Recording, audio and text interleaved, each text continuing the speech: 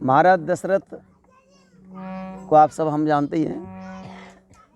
दशरथ कोई व्यक्ति नहीं है, कोई राजा नहीं। दशरथ का मतलब है जिसने अपनी 10 इंद्रियों को रथ बनाकर उन पर आरूढ़ रहा हो, उसे कहते हैं दशरथ। संयमी साधक को दशरथ कहते हैं। दशरथ जी रहते कहाँ हैं? बोले अवधपुरी में। अवधपुरी मतलब संत सभा अनुपम अवध, संतों की भूमि में रहते हैं दशरथ जी। इनकी 3 रानियाँ हैं, कौशल्या, कैकेयी, सुमित्रा। ये 3 रानियाँ नहीं, ये 3 निष्ठा हैं। कौशल्या माने धर्म, कैकेयी माने कर्म और सुमित्रा माने उपासना। 3 निष्ठाओं से इनका नाता है, लेकिन फिर भी भगवान नहीं मिले। अयोध्या में रह रहे हैं, संयमी हैं और 3 निष्ठाओं से नाता जोड़ी, फिर भी भगवान नहीं मिले। बोले कारण क्या है? बोले एक ही गलती है। क्या कारण है? कि कोशिशें कोई लाखों भले ही करे, लेकिन श्री सद्गुरु बिना बात। कोशिशें कोई लाखों भले ही करे, लेकिन श्री सद्गुरु बिना बात बनती नहीं। ग्रंथ पढ़ ज्ञान पा लेना आसान है, अपना आनंद पाना बड़ी बात है। ग्रंथ पढ़ ज्ञान पा लेना आसान है, ग्रंथ पढ़ ज्ञान पा लेना आसान है, अपना आनंद। ग्रंथ पढ़ ज्ञान पा लेना आसान है और अपना आनंद पाना बड़ी बात है। तन को जल से धुलाना सरल है, मगर तन को जल से धुलाना सरल है, मगर मन को निर्मल बनाना बड़ी बात है। तन को जल से धुलाना सरल है, मगर मन को निर्मल।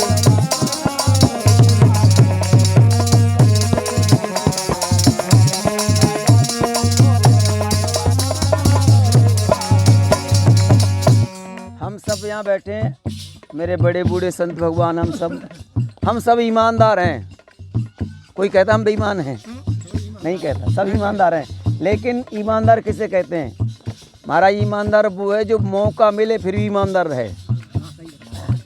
मौका नहीं मिला तब तक हम ईमानदार हैं, और मौका मिल गया तो मार दिया हाथ, तो फिर ईमानदार नहीं है। हम सब चरित्रवान बनते हैं, हम सब चरित्रवान हैं, लेकिन महाराज मौका मिले तब आप चरित्रवान रहो, उसे कहते चरित्रवान।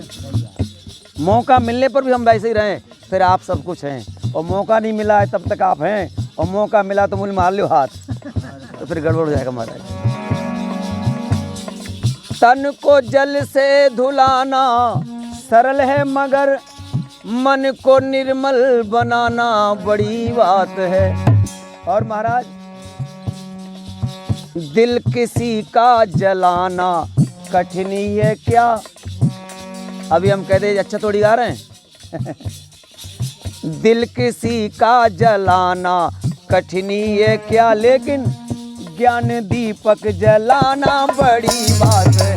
दिल किसी का जलाना कठिन ही है क्या, ज्ञान दीपक जल।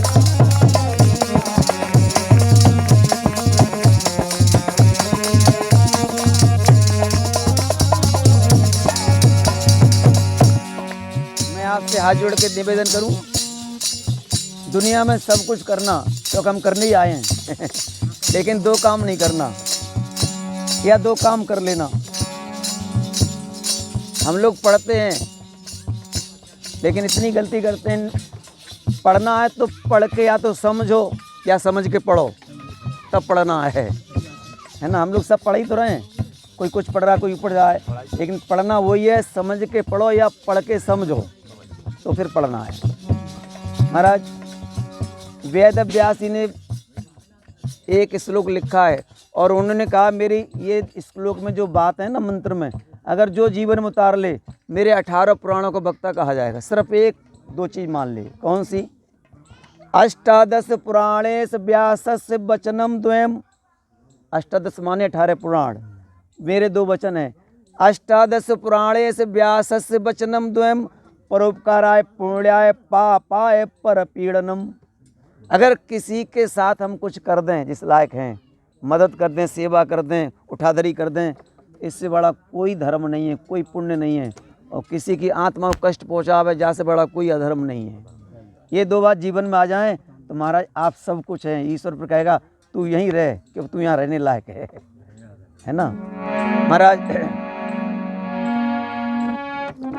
दिल किसी का जलाना कठिन है क्या, ज्ञान दीपक जलाना बड़ी बात है। और भोग हित भाग जाना स्वाभाविक ही है। बोले बीड़ी पीते नहीं तो फिर बोले उन्हें नहीं मानी तो फूक मार ले। अब पीते नहीं तो क्यों मार ली फूक। लोग कहते क्या बताएं महाराज उनके संग रहते हैं। ऐसा नहीं है महाराज, कहीं रहो लेकिन कमल कहाँ रहता है, कीचड़ में, ले कीचड़ से ऊपर रहता है ना।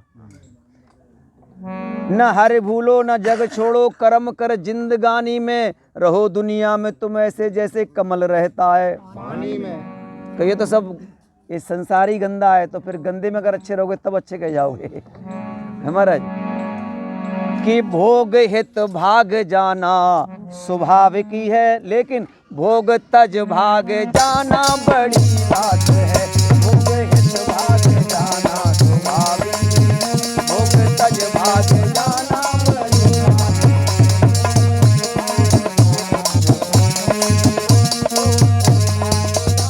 बड़ी बात है। दशरथ जी के बेटा नहीं हुए कब तक, जब तक गुरु की शरण नहीं गए तब तक।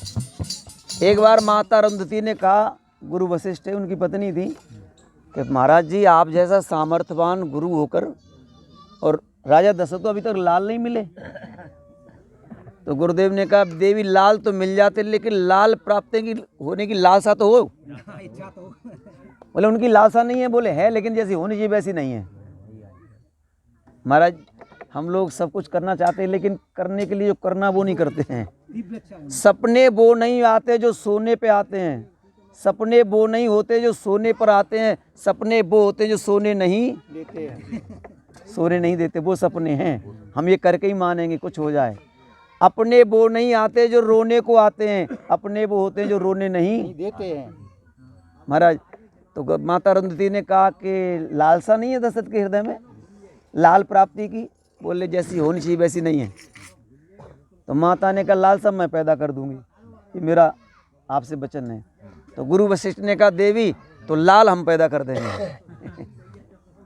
मैया अरुंधति गई छोटे से पोते को लेकर, अपने पौत्र को, नाती को, और जैसे दशरथ के भवन पहुंची तीनों माताओं ने, अरे मैया आई, गुरु माता आई, प्रणाम किया, सुंदर आसन दिया, चरण धोए, चरणामृत लिया और मैया बैठ गई। तीनों रानियां मैया से बातें करने लगी। तब तक दशरथ जी आ गए। अरे गुरु माता आई हैं, गुरु माता आई, प्रणाम किया। और जैसे दशरथ ने प्रणाम किया उसी समय मैया ने मौका देखा और छोटे से बालक को चकोटी मार दी, नोच लिया बालक जो खेल रहा था। वो एकदम बालक रोआ चीख के। दशरथ जी ने प्रणाम करके कहा मैया अभी तो ये बालक बड़ी ठीक से खेल रहा था, एकदम कैसे रोया। तो मैया अरुंधति ने कहा राजन बुरा नहीं मानना, ये बालक इसलिए रोआ कि आपके कुल खानदान के हमारे परिवारजन बाबा परदादा सदगुरु रहे हैं, लेकिन जिस बालक ने सोचा कि दशरथ के अब तो कोई है नहीं, हम किसके गुरु बनेंगे, इसलिए ये रोया है। दशरथ ने कहा हमें देख के रोया नहीं था बालक। बस उसी समय एक बार भूपत मन माही और भई गिलान मोरे सुत, और गुरु गए तुरंत महिपाला चरण ला कर विनय।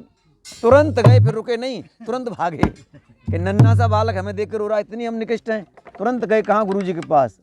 गुरुजी ने कहा क्या बात है, निज दुख सुख सब गुरु है सुनाए। दुख भी सुनाया, सुख भी सुनाया। गुरुजी ने कहा दुख क्या है, सुख क्या है। बोले दुख ये कि भगवान ने 3 वचन दिए थे, हमारा चौथापन आ गया, अभी तक आई नहीं है। बोले ये दुख है। और सुख, बोले सुख है भगवान तो नहीं मिले लेकिन भगवान को मिलाने वाला गुरुदेव मिल गए, ये सुख है। तो इतना कहा तो गुरुजी ने कहा राजन धरो धीर हुई ये सोत चारी, धरो धीर हुई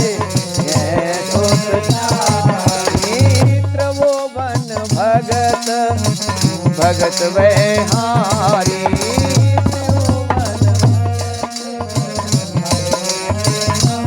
बोले धराओ धीर हुए हैं सुत चारी।